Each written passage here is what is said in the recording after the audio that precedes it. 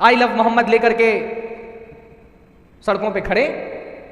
جس کو نبی کی ذات سے محبت ہوگی اس کو نبی کی بات سے بھی محبت ہوگی. اگر تمہارا یہ آئی لو محبت کا دعویٰ سچا ہے نا تو یہ فجر کے وقت رسول اللہ کی محبت کہاں چلی جاتی ہے؟ جس کو رسول اللہ سے محبت ہوگی اس کے عمل میں محبت دکھنی چاہیے. سڑکوں پر آئی لو محمد لکھنا کافی نہیں ہے، مسجد میں آ کر کے ثبوت تو فجر کے وقت کی واقعتاً رسول اللہ سے محبت کرتے ہو. اس دین کے لیے، اس کی دعوت کے لیے، اس کی نشر و اشاعت کے لیے وقت کی قربانی چاہیے. اپنا وقت تھوڑا سا تو دعوت کے لیے قربان نہیں کر سکتے ہو، علم کے لیے قربان نہیں کر سکتے ہو. بات کرتے ہو رسول اللہ کی ذات سے محبت کرنے کی. جس کو رسول اللہ کی ذات سے محبت ہوگی وہ رسول اللہ کی مشن سے محبت کرے گا. صحابہ کرام صرف زبان سے دعوی کرنے والے اور نعرے لگانے والے نہیں تھے.